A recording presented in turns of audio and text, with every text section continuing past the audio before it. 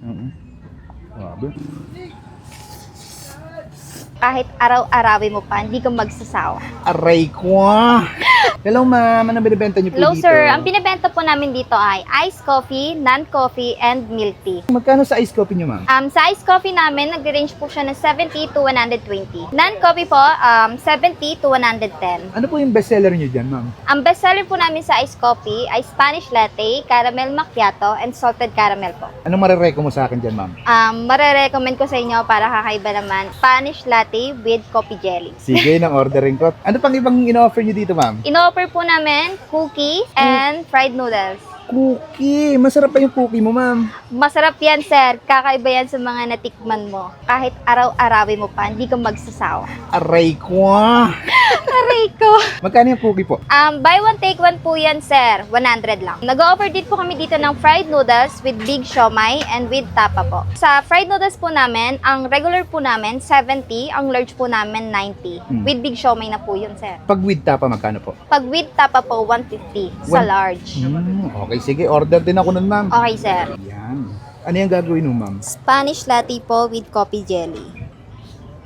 Balita ako ma'am, itong mga coffee nyo si sir ang naggumawa niya no? Yes, ito po. Tingnan na itsura. Yeah. Ang pogi. Tapos, ano po yan ma'am? Coffee po. Yun. Gano'n nakatagal tong Bros Coffee pala? 4 years na po kami nagtitinda. Paano nagsimula? Actually, Trevor's Coffee po talaga yung pangalan namin dati. Ngayon, nag-change po kami ng name. Nagsimula po kami pandemic. Nag-isip po kami ng partner ko kung ano pong magandang negosyo ang gagawin namin. Ngayon, nag-start po kami lemonade, dragon fruit juice, and nag-try po kami ng mga almusal sa umaga, gaya po ng champurado, lugaw, and sopas po. Hanggang sa naano po namin na parang mas maganda po mag-coffee.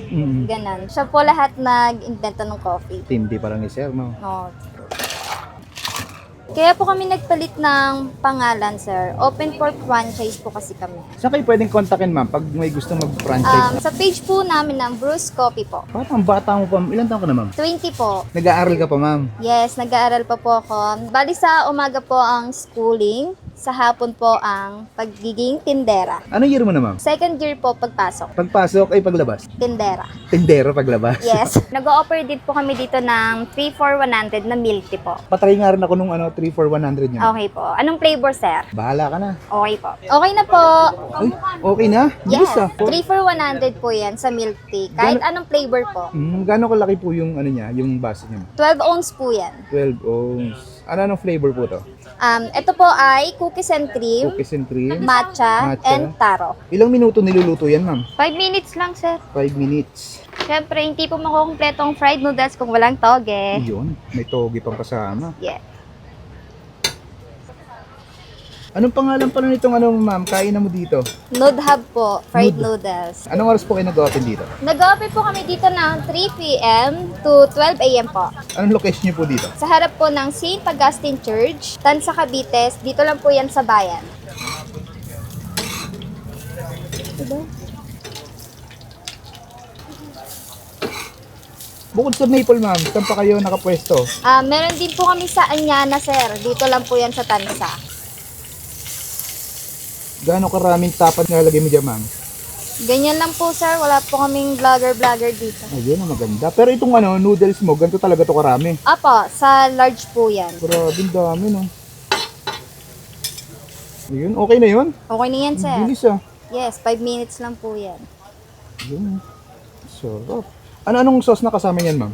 Ang sauce po namin dyan ay oyster and teriyaki, barbecue, and sweet chili and chili garlic po. Ayun. Yun. Magkano po to? 150 po. At ay mga kabangers, nandito tayo ngayon sa Nood Hub and sa Bruce Coffee. Dito lang sa labas ng simbahan ng San Agustin. Meron sila ditong fried noodles, 120 pesos. Meron na siyang kasamang beef tapa. Pwede nyo rin siyang lagyan ng mga siomay. Pero itong siomay na dito, pinahiwalay ko siya. Ito 60 pesos, 4 na piraso. Grabe, lalaki na rin, no? Tingnan mo. Ayan, no? Tsaka malaman, ha? Meron din sila ditong mga milk tea. Ito sulit talaga. 100 pesos, meron ka ng 3 baso. 12 ounce. At itong in-order natin, Spanish latte with coffee jelly. 120 pesos. Tikman natin ng fried noodles with beef tapa.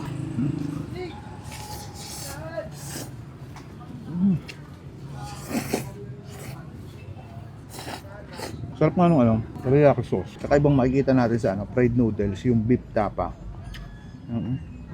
Grabe. Sarap ng mga sauce nila. Tama-tama lang yung lasa.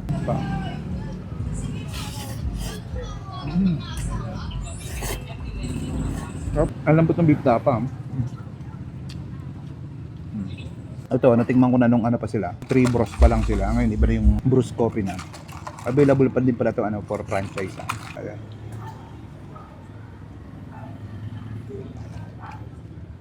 Ayun. Grabe. Lasang-lasa mo yung kape.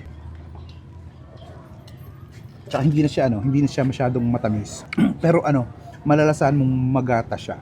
Sarap na yung lasa. Balancing-balanse na yung timpla. Sarap na ito. Next natin yung siomai, big siomai, 60 pesos, 4 na peraso. Ayun malaman. Siksik.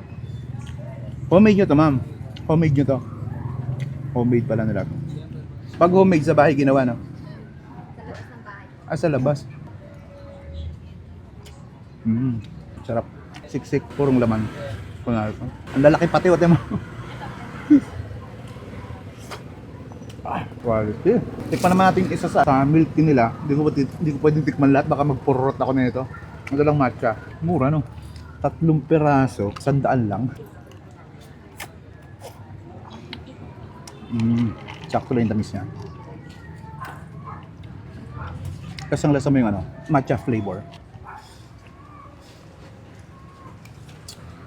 Ayan, try nyo na dito sa Bruce Coffee tsaka sa Nude Hub. Napaka-solid dito mga lods. Paano?